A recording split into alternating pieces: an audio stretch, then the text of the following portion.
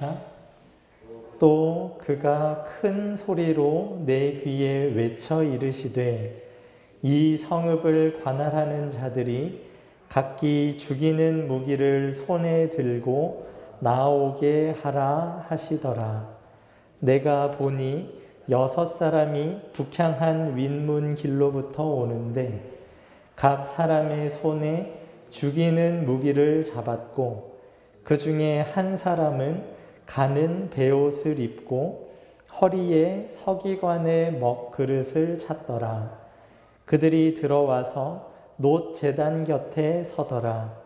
그룹에 머물러 있던 이스라엘 하나님의 영광이 성전 문지방에 이르더니 여호와께서 그 가는 베옷을 입고 서기관의 먹그릇을 찬 사람을 불러 여호와께서 이르시되 너는 예루살렘 성읍 중에 순행하여 그 가운데에서 행하는 모든 가증한 일로 말미암아 탄식하며 우는 자의 이마에 표를 그리라 하시고 그들에 대하여 내 귀에 이르시되 너희는 그를 따라 성읍 중에 다니며 불쌍히 여기지 말며 긍휼을 베풀지 말고 쳐서 늙은 자와 젊은 자와 처녀와 어린이와 여자를 다 죽이되 이마에 표 있는 자에게는 가까이 하지 말라.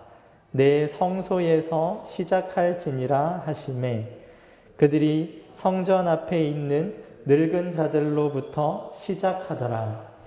그가 또 그들에게 이르시되 너희는 성전을 더럽혀 시체로 모든 뜰에 채우라. 너희는 나가라 하시매 그들이 나가서 성읍 중에서 치더라. 아멘.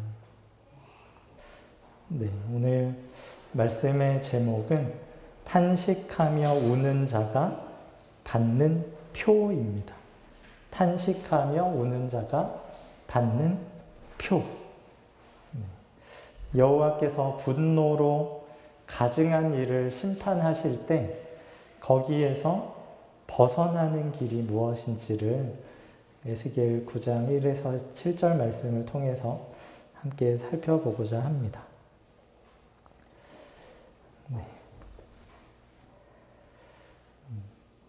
저희가 지난주에 에스겔을 환상 가운데서 예루살렘 성전으로 데려가시는 하나님을 배웠습니다. 하나님은 에스겔에게 성전에서 자행되는 큰 가증한 일들을 상세하게 보여주시면서 자신의 진노와 그에 따른 심판이 정당하다, 마땅하다 하는 것을 밝혀주십니다. 하나님은 에스겔에게 성전에서 자행되는 우상숭배 장면들을 보여주신 후에 이렇게 선언하셨습니다. 에스겔 8장 17절, 18절 말씀 우리 함께 읽겠습니다. 시작. 또 내게 이르시되 인자야 내가 보았느냐 유다 족속이 여기에서 행한 가증한 일을 적다하겠느냐 그들이 그 땅을 폭행으로 채우고 또 다시 내 노여움을 일으키며 심지어 나뭇가지를 그 코에 두었느니라. 그러므로 나도 분노로 갚아 불쌍히 여기지 아니하며 긍휼을 베풀지도 아니하리니 그들이 큰 소리로 내 귀에 부르짖을지라도 내가 듣지 아니하리라. 아멘. 하나님께서 이 가증한 일들을 한 사람들에게 그들의 행위대로 갚겠다라고 말씀을 하십니다. 그들을 불쌍히 여기지도 않고 긍휼을 베풀지도 않겠다. 그들이 나에게 큰 소리로 부르짖을지라도 내가 듣지 않겠다 말씀하십니다. 하나님께서 가증하게 여기시는 우상 숭배에 가담했던 사람들은 모두 하나님의 분노가 가득 담긴 재앙으로 망하게 될 것입니다. 그런데 여기에 예외가 있습니다. 하나님께서 불쌍히 여기지도 않고 긍휼을 베풀지도 않겠다. 그들이 큰 소리로 내게 부르짖을지라도 내가 듣지 않겠다 하신 그 사람들 중에서 어떤 사람들은 불쌍히 여기시고 긍휼을 베푸시고 그들의 소리에 귀 기울이십니다. 그 사람들이 누굴까? 그것을 우리가 이 시간 알아보았으면 좋겠고 우리 역시 그러한 사람들이 되기를 소망합니다. 하나님은 에스겔 9장에서 계속되는 환상을 통해서 하나님의 이 심판과 구원이 구체적으로 어떤 방식으로 실현되는지를 알려주십니다. 하나님은 먼저 이 성읍을 관할하는 자들이라고 묘사된 어떤 존재들을 불러내십니다. 에스겔 9장 1절부터 보면 그가 큰 소리로 내 귀에 외쳐 이르시되 이 성읍을 관할하는 자들이 각기 죽이는 무기를 손에 들고 나아오게 하라 하시더라. 내가 보니 6사람이 북향한 윗문 길로부터 오는데 각 사람의 손에 죽이는 무기를 잡았고 그 중에 한 사람은 가는 베옷을 입고 허리에 서기관의 먹그릇을 찼더라. 그들이 들어와서 놋 제단 곁에 서더라. 하나님께서 이 성읍을 관할하는 자들을 불러내시는데 이 사람들이 총 7 사람들이 나옵니다. 6사람은 손에 죽이는 무기를 가진 사람들이고 한 사람은 서기관의 먹그릇을 찬 사람, 베옷을 입고 서기관의 먹그릇을 찬 사람, 이 7 무리가 성전 북문을 통해서 이제 성전으로 들어오는 거예요. 하나님께서 부르신 것에 대한 반응으로 그들이 들어옵니다. 이 그들에게, 성전으로 들어온 그들에게 하나님께서 일련의 명령을 내려주시는데 먼저 명령을 받은 존재는 서기관의 먹그릇을 찬 사람입니다. 그에게 하나님께서 어떻게 말씀하시는지 우리 함께 읽겠습니다. 3절부터 시작.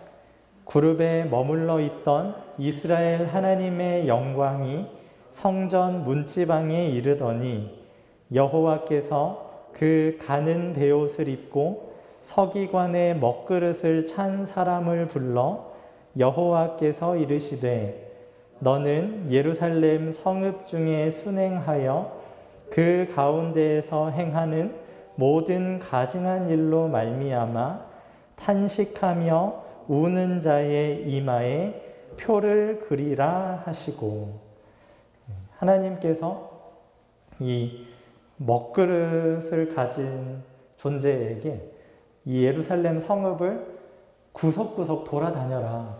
그리고 그 사람들 중에서 예루살렘에서 자행되고 있는 모든 가증한 일, 모든 우상 숭배 때문에 탄식하며 우는 자들의 이마에 표를 그리라고 명령하십니다. 이 표가 어떤 모양이었을까? 이런 것들로 학자들이 많이 추측을 하긴 하는데 초대교회에서는 십자가 표시를 의미하는 거다. 이렇게 이야기하기는 하는데요. 아무튼 탄식하고 우는 자의 이마에 표를 그리라는 명령을 내리세요. 그리고 이제 그 다음에 6 죽이는 무기를 가진 존재들에게 이렇게 명령하십니다. 5절부터 제가 읽겠습니다. 그들에 대하여 내 귀에 이르시되 너희는 그를 따라 성읍 중에 다니며 불쌍히 여기지 말며 긍휼을 베풀지 말고 쳐서 늙은 자와 젊은 자와 처녀와 어린이와 여자를 다 죽이되 이마에 표 있는 자에게는 가까이 하지 말라. 내 성소에서 시작할지니라 하시매 그들이 성전 앞에 있는 늙은 자들로부터 시작하더라. 그가 또 그들에게 이르시되 너희는 성전을 더럽혀 시체로 모든 뜰에 채우라. 너희는 나가라 하시매 그들이 나가서 성읍 중에서 치더라. 하나님께서 이 서기관의 먹그릇을 찬 사람에게 이마에 표를 그리라고 명령하시고 이 6 사람들에게는 그 먹그릇을 찬 사람을 쫓아다니면서 이마에 표 못 받은 사람들을 쳐서 죽여라.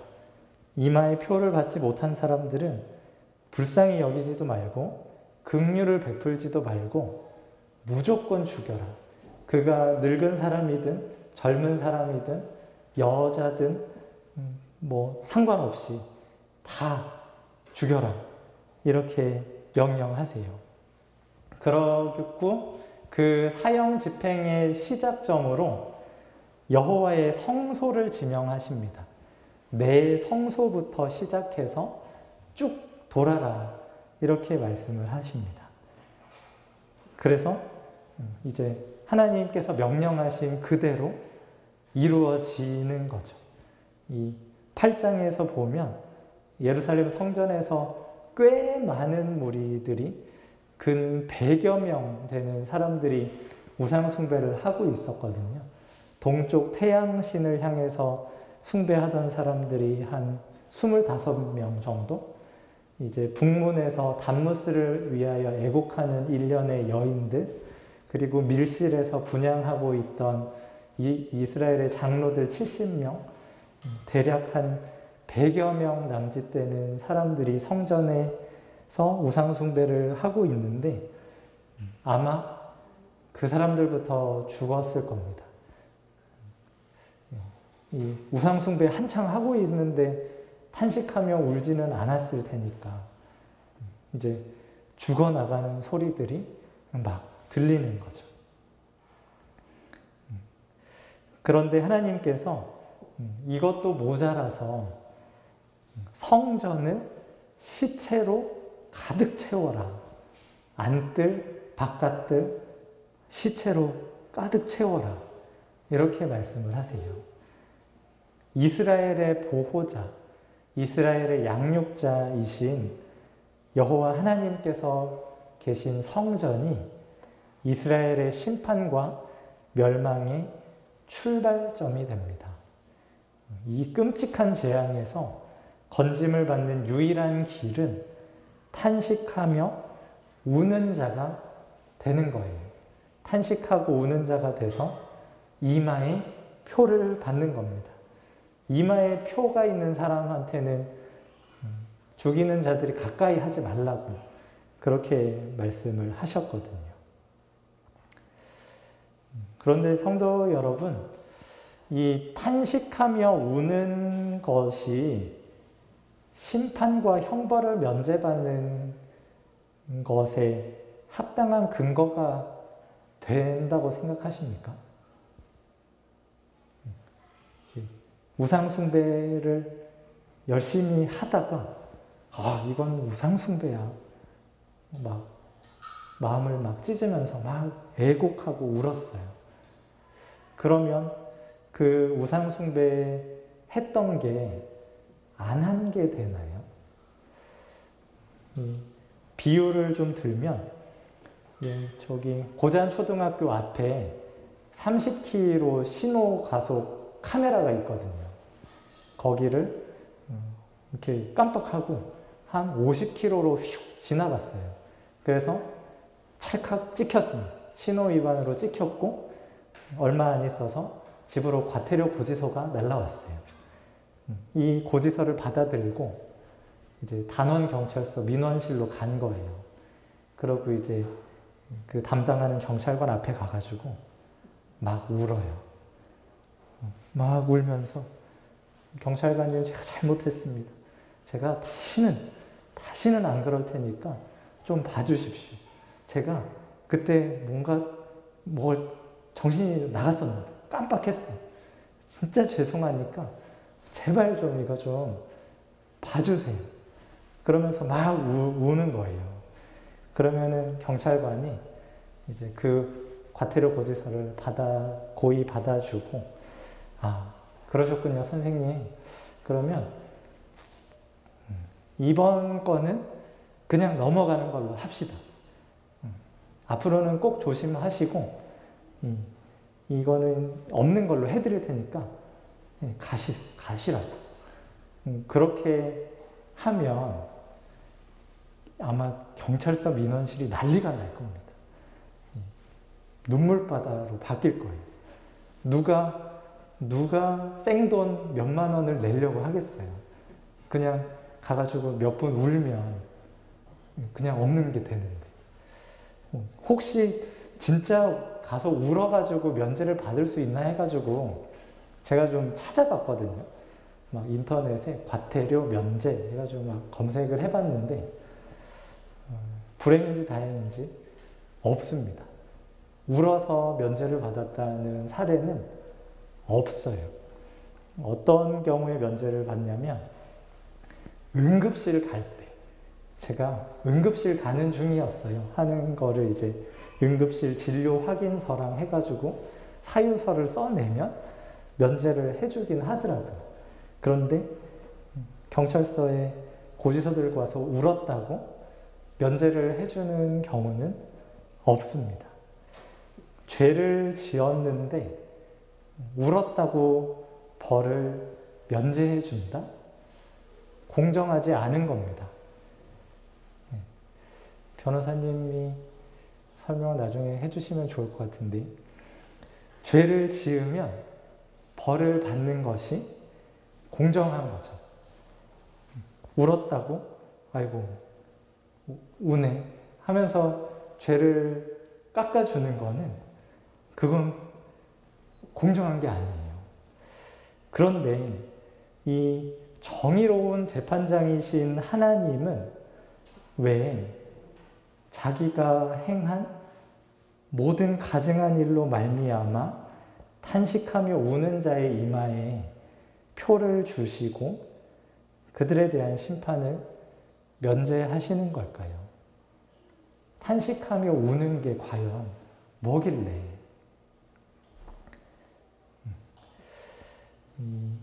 하나님께서는 그들에게서 받아내야 할 죗값을 다른 데서 받으려고 하신 겁니다. 탄식하며 우는 자들이 자기의 생명으로 치러야 할 죗값을 다른 데서 받으려고 하셨기 때문에 탄식하며 우는 자에게 심판을 면제하시는 것이 공의로운 일이 되는 겁니다. 예수님은 6월절 만찬 중에 제자들에게 이렇게 말씀하셨습니다. 우리 함께 읽을까요? 마태복음 26장 28절 시작. 이것은 죄 사함을 얻게 하려고 많은 사람을 위하여 흘리는 바 나의 피 곧 언약의 피니라. 예수님의 피값으로 그들의 죄를 사하실 작정으로 그들에게 죄 사함을 주실 것이기 때문에 그들이 탄식하며 우는 것에 대해서 그들의 심판을 면제하시는 거죠. 예수님의 제자인 베드로 사도는 이것을 이렇게 설명합니다. 이 말씀도 우리 함께 읽겠습니다. 시작. 너희가 알거니와 너희 조상이 물려준 헛된 행실에서 대속함을 받은 것은 은이나 금같이 없어질 것으로 된 것이 아니요 오직 흠 없고 점 없는 어린 양 같은 그리스도의 보배로운 피로 된 것이니라. 아멘. 하나님께서 이 가증한 행실, 헛된 행실을 무수히 저지른 죄인들 중에서 특별히 사랑하시고 아끼는 자들을 위해서 대속제물을 마련하셨기 때문에 그들이 하나님의 진노와 저주와 심판과 영원한 지옥 형벌에서 면제될 수 있는 겁니다. 그렇기 때문에 자신의 가증한 일들 때문에 탄식하고 우는 것은 심판에서 벗어나는 자격이나 조건이 될 수가 없습니다.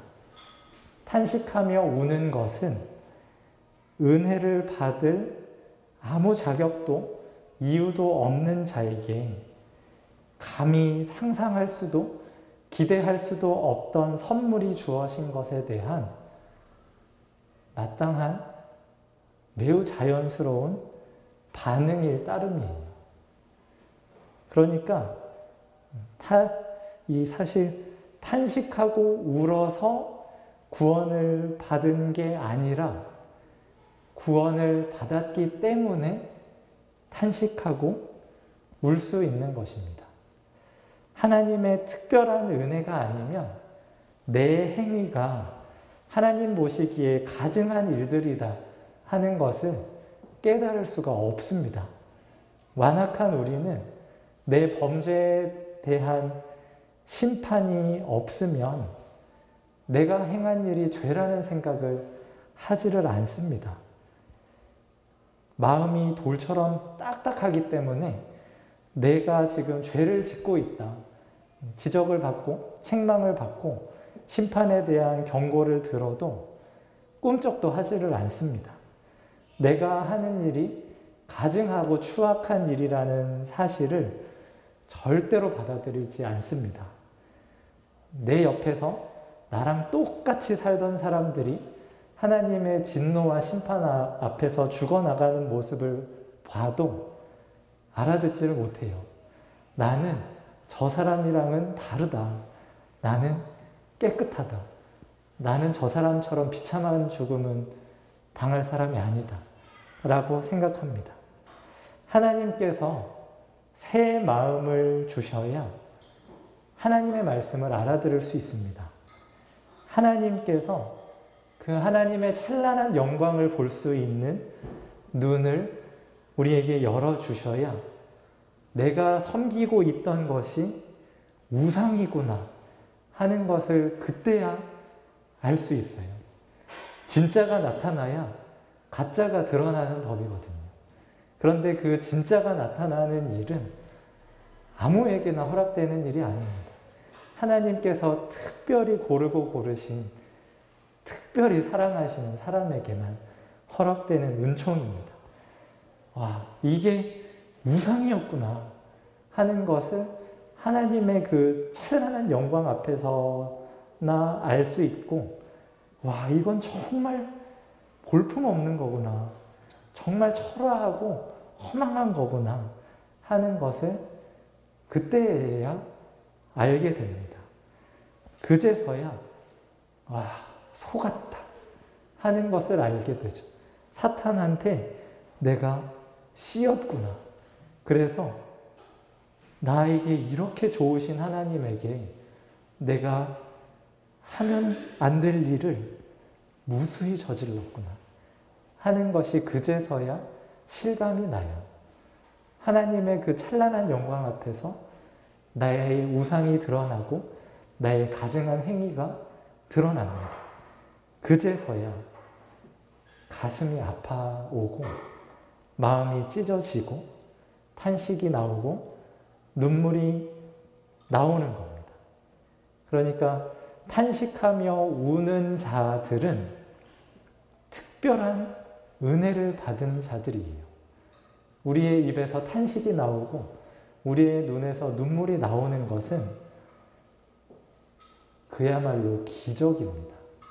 아무에게나 허락된 그냥 맘만 먹으면 할 수 있는 일이 아니라 하나님께서 창세 전부터 은혜를 주시려고 사랑을 베푸시려고 고르고 고른 사람들에게만 특별히 허락된 선물입니다. 그런데 오늘 에스겔 9장 본문에서 보면 마치 탄식하고 울면 심판에서 건져주시는 것처럼 그렇게 묘사가 되어 있잖아요. 이 심판 장면에서 먹그릇 찬 사람한테 이마에 표해라. 탄식하고 우는 사람들 찾아가서 표해라. 걔들만 살려줘라. 마치 탄식하고 울어서 심판에서 건져주시는 것처럼 말씀하시는 이유가 뭘까? 이 질문에 대한 답을 좀 이해하려면 이 에스겔이 본 환상이 누구를 위한 것인지를 좀 알아야 됩니다. 이 에스겔의 환상이 에스겔 8장부터 해서 11장까지 계속되는데 그 11장 말미에 에스겔이 이렇게 서술합니다. 주의 영이 나를 들어 하나님의 영의 환상 중에 데리고 갈대아에 있는 사로잡힌 자 중에 이르시더니 내가 본 환상이 나를 떠나 올라간지라 내가 사로잡힌 자에게 여호와께서 내게 보이신 모든 일을 말하니라. 이 8장부터 11장까지 에스겔이 경험한 것은 사로잡힌 자들에게 그리고 이제 한 6, 7년 후에 예루살렘이 멸망하고 살아남아서 이 갈대아 땅으로 포로로 끌려온 그 사람들에게 하나님께서 들려주시려고 보게 하신 환상입니다. 이들은 칼과 기근과 전염병의 혹독한 재난 속에서 기적처럼 살아남은 사람들입니다.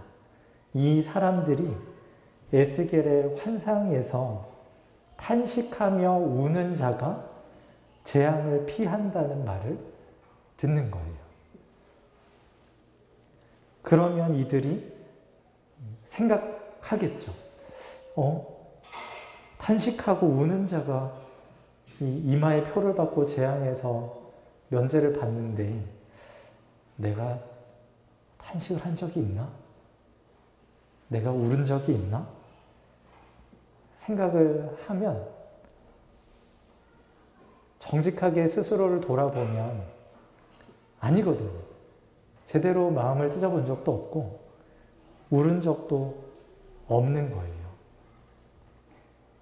그러니 이 제대로 탄식해보지도 울지도 못해본 이 사람들에게 탄식하고 울라고 주시는 말씀인 겁니다. 자기 죄 때문에 탄식하며 우는 자에게 은혜를 베푸신다는 이 메시지는 사실은 거꾸로 들리는 거예요. 이 살아남은 자들, 사로잡힌 자들에게는 거꾸로 들리는 겁니다. 아무 자격도 아무 공로도 없는 나에게 하나님께서 이렇게 큰 은혜를 베풀어 주셨구나.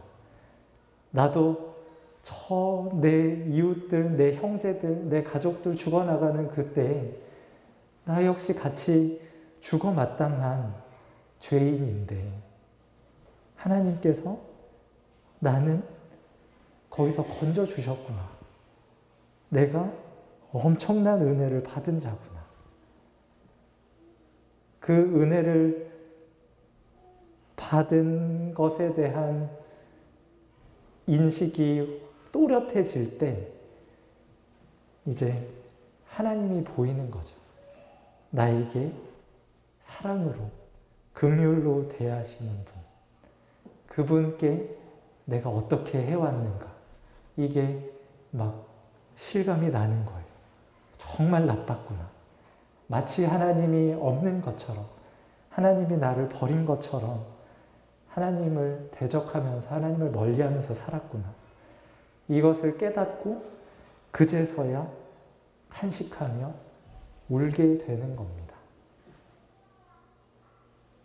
탄식하고 울어서 구원을 받는 게 아니라 구원을 받아서 은혜를 받아서 탄식하고 울게 되는 겁니다. 그래서 에스겔 6장 8절 9절에서 말씀하신 이 말씀이 이루어지게 하시려는 것입니다. 우리 함께 읽겠습니다. 시작. 그러나 너희가 여러 나라에 흩어질 때에 내가 너희 중에서 칼을 피하여 이방인들 중에 살아남은 자가 있게 할지라. 너희 중에서 살아남은 자가 사로잡혀 이방인들 중에 있어서 나를 기억하되 그들이 음란한 마음으로 나를 떠나고 음란한 눈으로 우상을 섬겨 나를 근심하게 한 것을 기억하고 스스로 한탄하리니 이는 그 모든 가증한 일로 악을 행하였음이라. 아멘. 성도 여러분, 회개는 꼭 해야 하는 것입니다. 구원을 받기 위해서 해야 하는 게 아니라 구원을 받았기 때문에 하는 것입니다. 하나님의 위대한 구원을 받았는데도 그 구원을 제대로 알지도 누리지도 못하는 몹시 안타까운 형편에 있기 때문에 우리에게 회개가 필요합니다. 죄를 찾고 마음을 찢고 탄식하며 우는 것은 내가 하고 싶다고 할 수 있는 일이 절대 아닙니다. 하나님의 특별한 은혜를 받은 사람들에게만 허락된 기적과 같은 일입니다. 한번 탄식하고 울려고 해보신 분들은 제가 방금 드린 말씀이 무슨 뜻인지를 아실 거예요. 한번 울어봐야겠다. 내가 내 죄를 한번 찾아봐야겠다. 마음을 한번 찢어봐야겠다. 하고 이렇게 시간을 내서 에너지를 들여서 용을 써도 내 맘대로 안 되거든요. 이렇게 말씀을 곱씹어 보려고 하고 내 행위들을 찾아보려고 나빴다 하면서 마음을 찢으면서 우려보려고 해도 내 맘대로 안 되거든요. 그런데 이게 어쩌다가 한 번씩 이제 조금씩 느껴지죠. 그러면서 깨닫게 되는 게, 와, 이게 내가 하는 건데 내가 하는 게 아니구나 하는 게 이제 느껴집니다. 이 탄식을 하고 울어보려고 애를 쓸 때 우리가 깨닫게 되는 것은 내 마음이 돌처럼 굳었구나 하는 거예요. 내가 내 죄가 뭔지도 모르고 하나님이 나 때문에 어떻게 아파하시는지도 모르고 내 가족과 이웃이 나 때문에 얼마나 힘든지도 모르고 눈물 한 방울 흘릴 줄도 모르는구나. 제대로 할 수 있는 게 없구나 하는 것을 깨닫게 됩니다. 울어보려고 할 때, 죄를 찾고 탄식을 해보려고 할 때, 이게 내가 하는 게 아니구나 하는 거를 알게 돼요. 이것이 절절해지고 이것이 답답하고 힘들고 어려워질 때 우리 마음의 주인이신 하나님께 부르짖을 수 있게 되는 겁니다. 일단은 내가 한번 해보려고 시작을 하다가 안 되니까 이제 그제서야 내 교만이 낮아지고 나의 힘이 빠지고 하나님께 부르짖게 돼요. 이렇게 부르짖게 됩니다. 시편 51장 10절 우리 함께 읽겠습니다. 시작. 하나님이여 내 속에 정한 마음을 창조하시고 내 안에 정직한 영을 새롭게 하소서. 아멘. 내 마음을 내 마음대로 못합니다. 내 영을 내 마음대로 못합니다.